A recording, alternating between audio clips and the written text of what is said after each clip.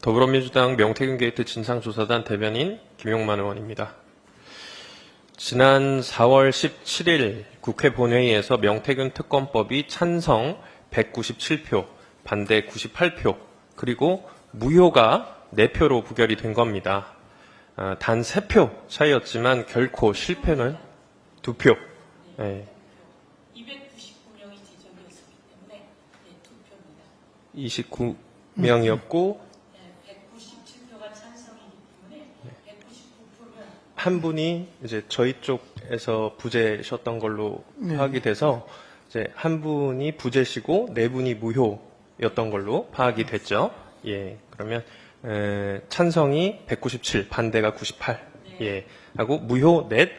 예, 그래서 실제로는 저는 이 표결이 실패는 아니라고 판단을 합니다. 말씀드렸던 것처럼 의원님 한 분이 부재셨습니다. 이제 저희 쪽 의원님 한 분이 부재셨고 무효표가 4표를 감안을 하면요, 사실상 가결된 거라고 볼 수도 있을 거고 또 가결이 되어야만 합니다.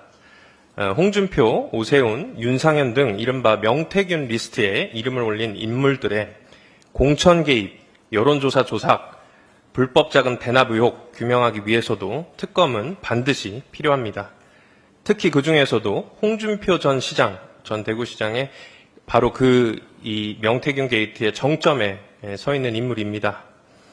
홍준표 전 시장의 부끄러운 민낯이 연일 드러나고 있는 가운데 또 한 가지 사실이 밝혀졌습니다. 우리 존경하는 염태영 의원님께서도 말씀을 주셨는데요.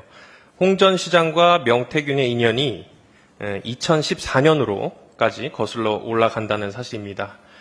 최근 언론에 따르면 경남도지사 재임 시절에 경남도청이 명태균이 사실상 운영한 회사에 약 2천만 원 규모의 수의계약을 체결한 사실이 드러났습니다.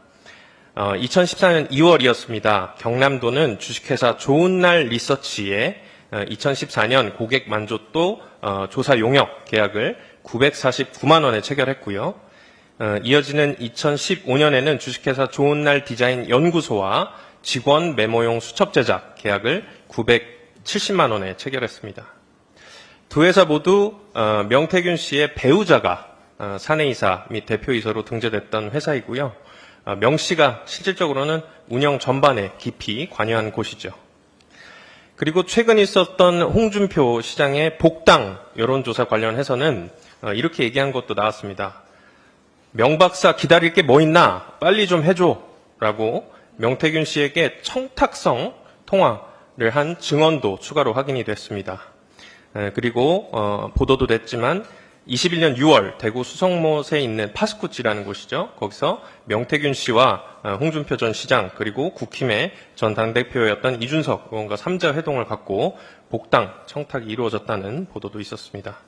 그리고 이어지는 오늘 오전에 지난 22년 6월 지방선거 당시에 홍 전 시장이 국힘 당원 명부를 불법으로 입수해서 명태균, 즉 미래한국연구소죠, 여론조사를 의뢰하고 이를 선거에 활용한 구체적인 정황까지 추가로 드러났습니다. 명태균과 카톡 한 통도 안 했다. 그리고 지난 올해 3월 14일에는 홍 전 시장이 기자들과 만나서 명태균과 연루된 사실이 드러나면 정계 은퇴하겠다, 이렇게 스스로 공언까지 했습니다. 누가 시켜서 한 게 아닙니다. 본인이 그렇게 공언까지 했습니다.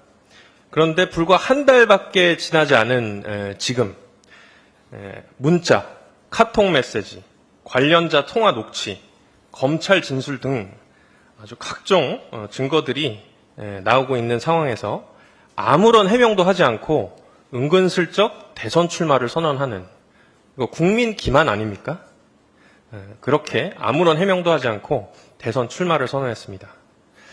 오히려 최근 대선 출마 기자회견에서 언론의 질문을 골라받으면서 적대적 언론은 마지막에 질문하라, 기자에게 질문할 자유가 있듯이 질문 당하는 사람도 거부할 자유가 있다는 적반하장식 궤변도 내놓았습니다. 어디서 많이 본 모습 아닙니까? 윤석열 정권이 자기에게 우호적이었던 언론들에게만 질문을 받는, 어디서 많이 본 그런 모습입니다. 그리고 여론조사 대납 의혹에 있어서도 대납이 아니라 본납이다라는 궁색한 말장난을 또 통해서 국민을 다시 한번 기만했습니다. 나름대로 수십 년간 정치인의 길을 걸어온 여야를 떠나서 정계에 그래도 좀 선배님이라는 사람 입에서 내놓은 해명이라고는 너무 궁색하고 좀 부끄럽습니다. 홍준표 전 시장이 설 자리는 대선 무대가 아니고 검찰 포토라인입니다. 더 이상 거짓과 회피로 정치 생명을 연장하려는 시도는 그만두십시오. 지금 필요한 것은 대권 도전이 아니라 검찰 수사에 정정당당하게 응답하는 것입니다. 혹여 이번 대선 출마가 명태균 게이트를 덮고 수사 회피를 위한 방탄용 정치 쇼라면 잘못된 계산을 한 걸 겁니다. 명백한 증거들이 속속 드러났음에도 계속해서 거짓과 궤변으로 일관하며 신뢰를 저버리는 행위는 결국 국민을 기만하는 겁니다.